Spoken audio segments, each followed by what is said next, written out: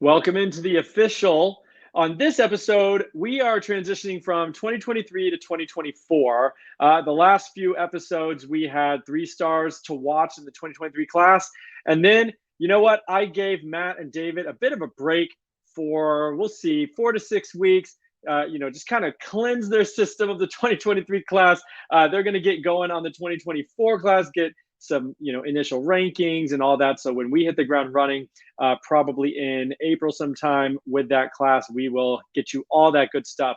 But tonight we're going to start a few series, kind of an interview series for the next 4 to 6 weeks, and kind of look at some different things rather than giving you players to watch for or whatever. And of course, number one on the list is to have Walker White come back in, talk to us about his commitment to Auburn, and he's going to be front and center when we start talking about that 2024 class. So without further ado, this will be the Walker White interview post commitment to Auburn. This is the official.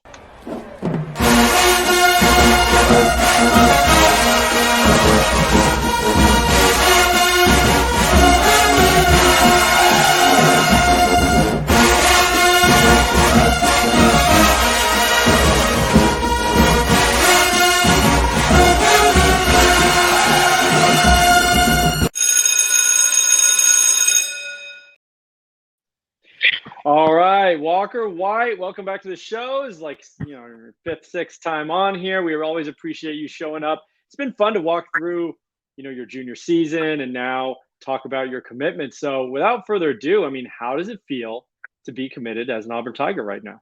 Yeah, it feels awesome. Just going through this recruiting process, finding that peace through it all.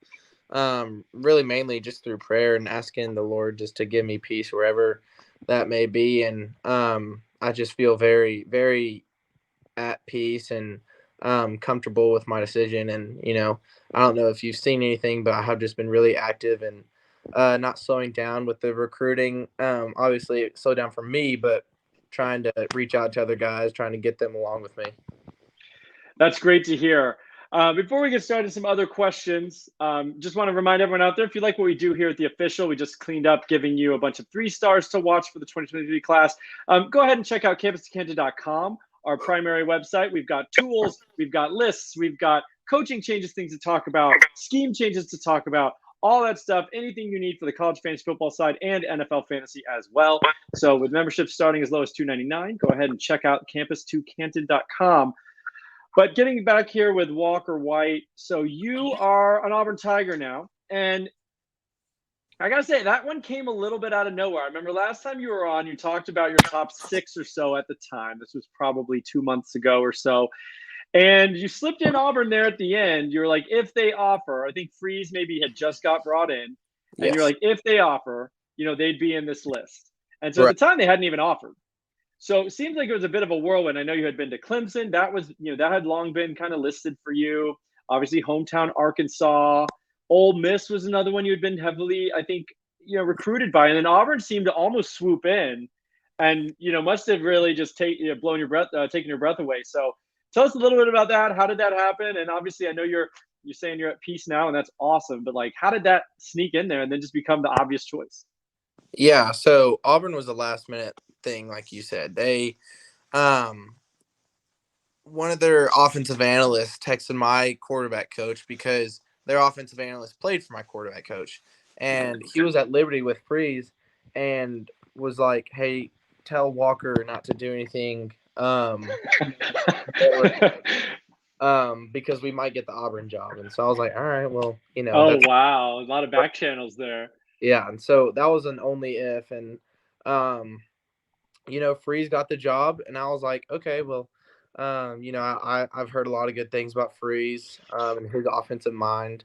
And Auburn is just always seemed really cool. And I had never even really thought about Auburn throughout the whole recruiting process because they never contacted me. It was never really an option for me. I was elsewhere in my decision making. And when Coach Freeze hired Coach Montgomery from Tulsa, I was automatically interested because I knew Coach Montgomery when he was at Tulsa because they were my second offer. I went and did a visit up there. Okay. I loved Coach Montgomery.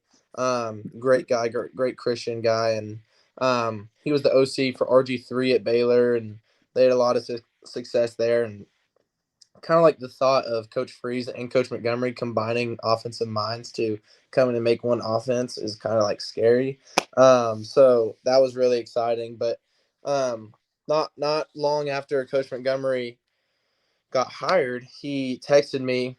No, he called me. He called me and said, "Hey, like you're my first call in the 24 class, and you're my first offer in the 24 class. I want to give you a scholarship to Auburn." I was like, "All right, Boom. let's roll." He was like, and then Coach Freeze got on the phone with me and my parents were like, "We need to get y'all down here in January. We don't know if it's gonna work. We don't know if we'll be able to do a weekend. We can only do a weekday." And that was kind of chaotic for them because they had coaches and coming in, they were selling in their houses, and they're like, "That's fine. We'll make room for y'all during the week." And we're like, "All right, cool." So we make our trip down to Auburn. Blew me away. Fell in love with it. And then obviously went on to visit Auburn. No, not Auburn. Baylor, Arkansas, and Clemson after that. And then Auburn was still in my heart. And, it was just seemed like the best decision for me. And I'm very, very excited about it. Well, I mean, it couldn't be happier for you. I agree. I think the offense, and we'll get in maybe a little bit to more of some of the nuts and bolts here in a minute, but I think that sounds like a really exciting situation for you. I mean, we've watched what Malik Willis was able to do at Liberty. Had you talked to Freeze before this? Sounds like no. Sounds like Liberty Mm-mm. never got No. in with you. Maybe you were a little bit higher rated than the caliber that they would normally expect to, chase after. So, well, that's really interesting. And, I have a lot of actually pretty good friends that went to Auburn. I'm from South Florida, but somehow I had a number of friends from that area go to Auburn, and then they met friends, and I met all of them after college. And so I got nothing but good things to say about Auburn people and the guys that I've met from that school. So I think sounds like you're going to be a really good fit. Obviously, we wish you the absolute best there. Um, so just out of curiosity, we follow recruiting a lot obviously from the outside. You're kind of on the inside of this. Once you commit, how does the communication change, between you and the coaches and the teams? Is it more? Is it a little bit less? Are they still technically recruiting you, or now that you're committed, they trust your word and you're not going anywhere, so it's not quite as intense? Yeah, I think mine is a little bit different case. I think you see a lot of recruiting guys or just athletes out there that verbally commit and then end up decommitting later because some change happens or they weren't pursued by them anymore, and then someone else was pursuing them more. Um, but I told Auburn before I even committed on that same day of my visit. I told them, I was like, "Listen, I love it here, um, and if I end up committing, because I told them my date, I told them my timeline. I was like, I'm hoping to commit by the beginning of February."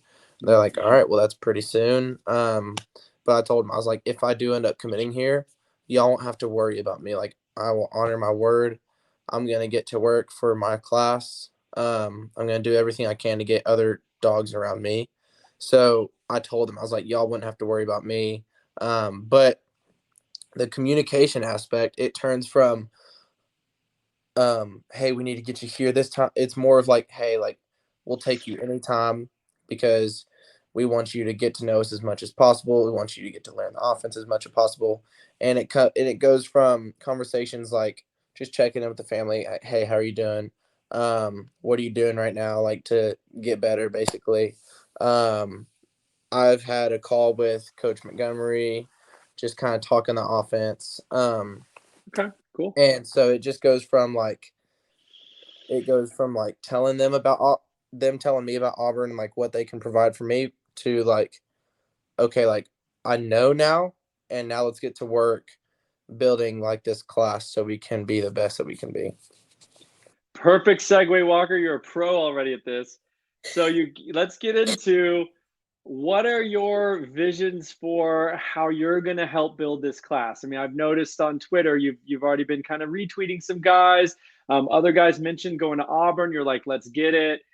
Things like that. Is there anything else behind the scenes? I mean, are you actively texting people? Are you deciding guys that you like? I mean, are they asking your opinion of some wide receiver you think you'd want to play with, or a running back, or what have you.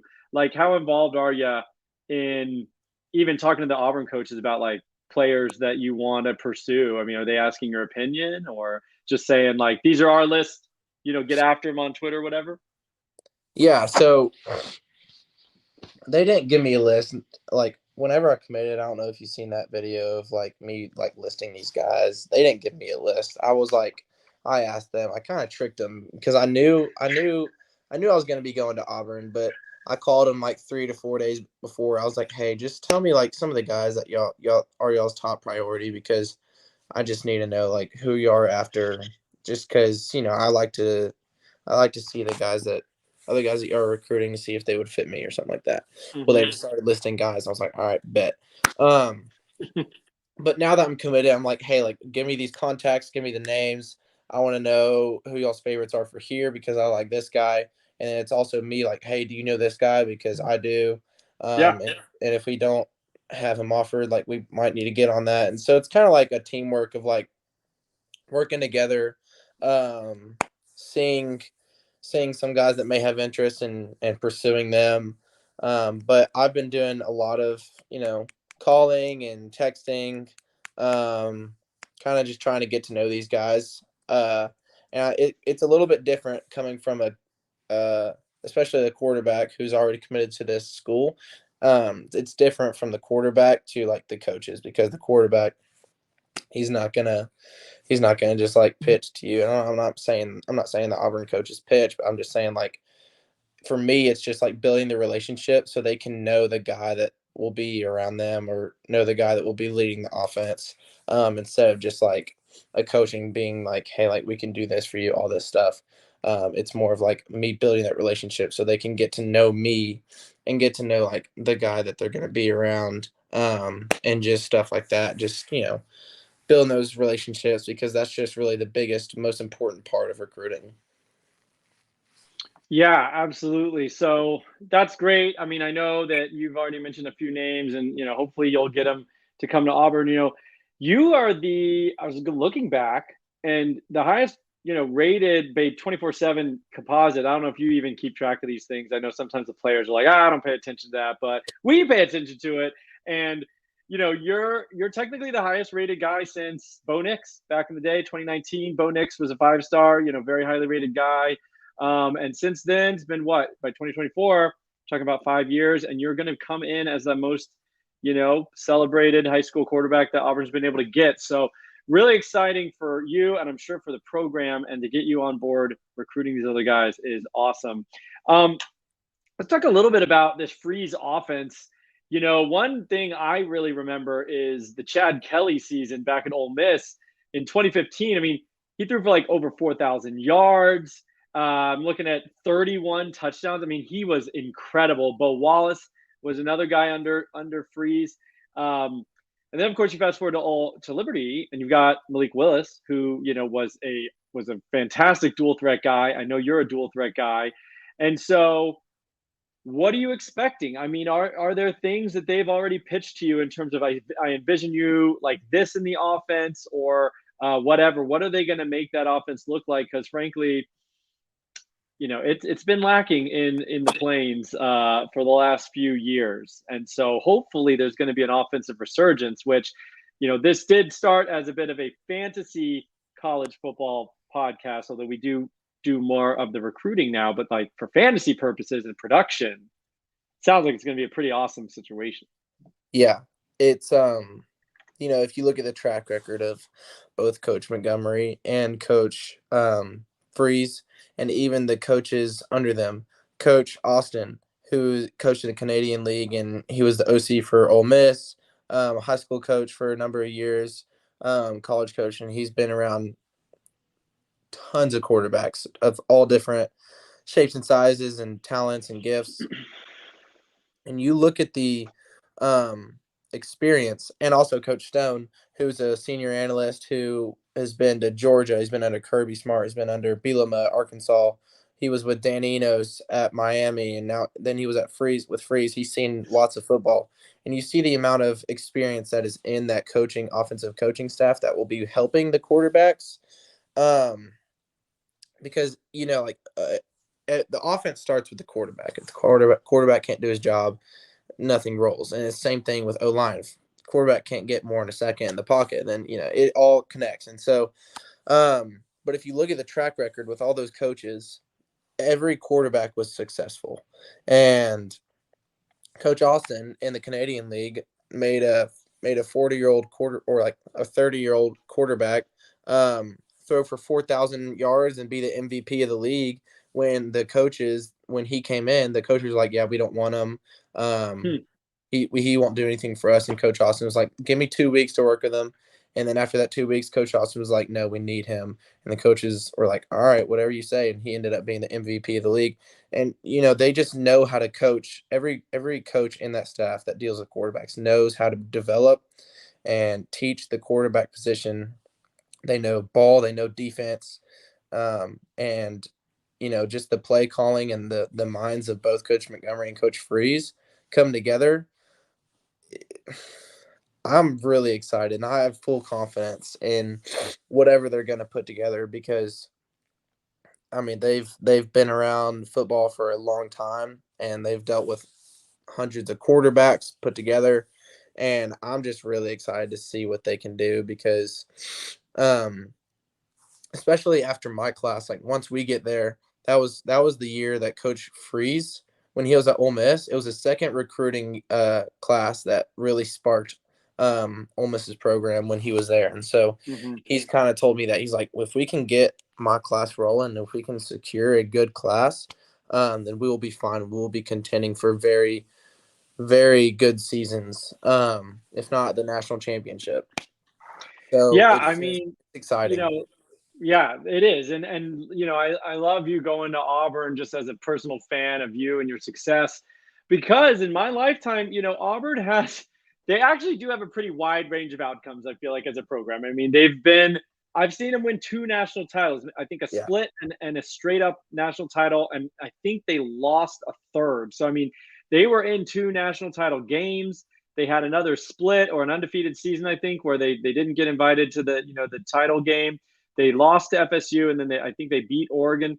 So that's in my lifetime. They have been right there, either winning or in the final game of winning a national title. So your chances to actually take home hardware, is huge, and more so than some other teams just because you're in the SEC. Like Auburn has that potential for sure. They also Yeah. have taken some valleys as well, but Yes. playing in that SEC West.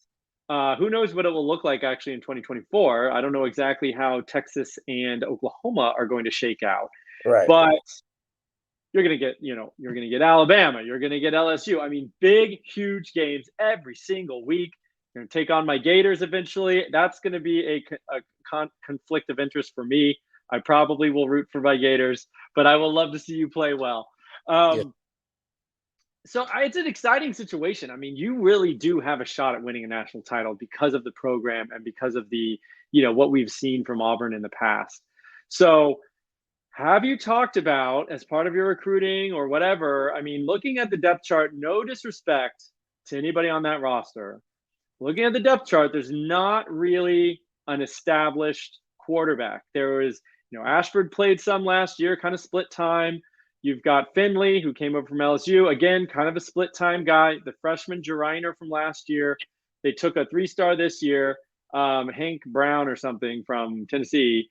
And then Lipscomb. you walk in 2024. I mean, it's rare for a true freshman to start in the SEC. I don't think that, I think that would be a stretch. But have they already talked about, like, hey, fast track 2025? We're assuming you're going to be the guy. Anything like that? Is that too far out? And we're not worried about that just yet. We haven't really gone that far. Me and Coach Freeze have had conversations about like the security of that. But he's made it clear to me that their guy, once they secured me, like they were done with the quarterbacks. But no, Robbie Ashford, he's a really good quarterback, and he's a really good runner. Yeah. He can do both. And I think him and TJ Finley, I mean, TJ was more of a pocket guy, and Mm-hmm. he's more of like a runner. And they they couldn't really find like their comfortable spot with that situation. But I think Ashford will do really well this season under Freeze. I think Mm-hmm. um, Coach Montgomery is a really, really good with quarterbacks that run. And so I think they'll put together some really good stuff for that. Um, and I think they'll have a lot of good success this season. I'm mainly just focused on my season this year. I'm like, okay, I'm committed. I know that's where I'm going. Now let's go win a state championship for my team. And so I'm not really all tied up in asking the coaches like how soon like will I be able to play. That's more their job. And if I Yeah. go in freshman year and they're like, hey, you're the guy, you're gonna start. I trust them that they know what it looks like for a quarterback to be ready to go and do that. But if I have to sit out a year and learn from a guy above me and play the next 3 years, then I'm 100% fine with that. Sure. And that makes total sense. And I mean, with injuries and everything, you're always a play away. You know that. Yeah, So you never really know what's going to go down. Um, I could definitely see you with like a package, and even in freshman year, I guess Ashford probably would still be there. I think he's still got 2 or 3 years left. Um, Especially everyone kind of gets a COVID freebie, so yeah, that's still hanging around on rosters for a while now. But I could see, I mean, yeah, short yardage. If Ashford wasn't such a dang good runner, and he's like a big guy too, I think he's 220, 230. I could see you as like goal line package like Tebow did yeah, back in the day. He played very sparingly that first year and then took over in year two, obviously. But I could see something like that for you. yeah. Um, and then, with the transfer portal being a fairly new thing, at the end of your freshman year, who knows what goes down? And, maybe you're starting the bowl game and getting experience. We see that all the time where the bowl game ends up basically being freshmen, getting out and getting their first experience. So very exciting. At Campus at Canton, we are big fans of Walker White. We haven't put together rankings yet, but I think we as a group are going to have you higher than the consensus because we like what we see. Love that dual threat. Hoping to catch you at Elite 11. Do you know which one you might be going to yet? Have you been assigned or do you get to pick? As of right now, I'm the one in Georgia. Nice. Well, I think I will hopefully be there. It's in Atlanta. I live in Atlanta. The only thing is I might have it's my birthday weekend with my wife and me have the same birthday weekend. So I'm Yeah, trying to feel that out and see if I can still make it to the Elite 11. tough. That's tough. But it's just the day. I could still be back for the evening. So we'll see Yeah, what goes down there. But I would hate to miss the one in my own city.